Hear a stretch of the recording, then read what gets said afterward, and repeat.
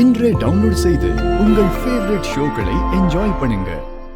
Thanks ஆவது சொல்லுங்க மாமா ப்ளீஸ்.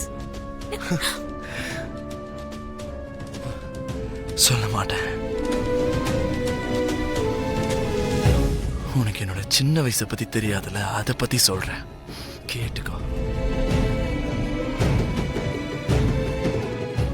என் சின்ன வயசுல அப்பான்ற மனுஷன் தான் எனக்கு ஹீரோ. யூசுவலா பசங்கெல்லாம் விளையாடுறதுக்கு சண்டேக்காக எதிர்பார்ப்பாங்க. ஆனா நான் மட்டும் என் ஹீரோக்காக தான் காத்துக்கிட்டு இருப்பேன். என் அம்மாவை, என்ன, என் தங்கச்சியை காப்பாத்துறதுக்காக வெளி உலகத்துல அவருக்கு கல்யாணம் ஆகாத மாதிரி நடிப்பாரு.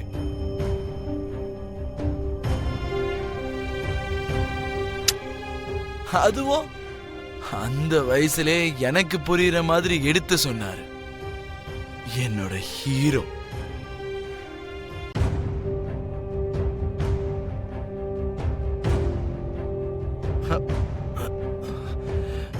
ஜஸ்ட் ரெண்டே நாள்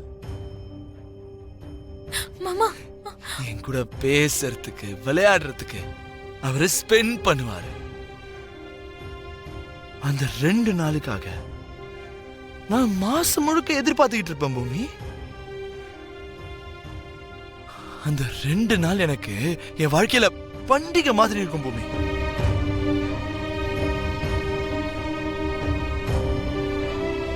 அது அவர்தான் என் ஹீரோ.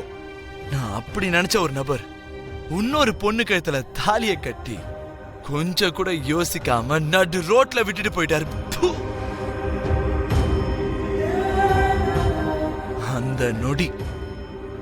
அந்த நொடியில இருந்து அந்த ஆளு என் பார்வைக்கு வில்லனா பட ஆரம்பிச்சாரு. இல்ல பூமி, அன்னைக்கே அந்த ஆள் செத்து போயிட்டாரு.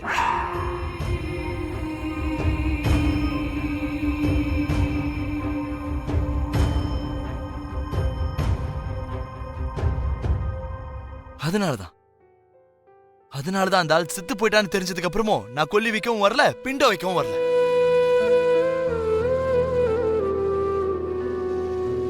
நான் எப்ப செய்யணும்னு நினைச்சேன்? உயிரோட இருக்காருன்னு எனக்கு சந்தேகம் வந்துச்சுல்ல, அப்பதான் செய்யணும்னு நினைச்சேன். அந்த பாவத்தை உங்க கையால செய்ய வைக்க கூடாதுன்னு தான் மாமாவோட உயிருக்கு ஆபத்து இருக்குன்னு தெரிஞ்சும் வெளியில வந்து உங்ககிட்ட அப்படி ஒரு சடங்கு நடக்க கூடாதுன்னு உங்களை தடுத்தாரு. உங்க மேல எந்த அளவுக்கு பாசம் இருந்தா அப்படி வந்திருப்பாரு. குறைஞ்சபட்சம் அதையாவது புரிஞ்சுக்கோங்க மாமா. அந்த ஆளை பத்தி பாசிட்டிவா தெரியுற விஷயம் எனக்கு எதுவுமே தெரியாது பூமி. இருந்தாலுமே நான் அந்த ஆளை என்ன ஒன்னும் சுத்தி வர சொல்லியே. எனக்கு செக்யூரிட்டியா டிடெக்டிவ் வைக்க சொல்லி நான் கேட்டேனா என்ன?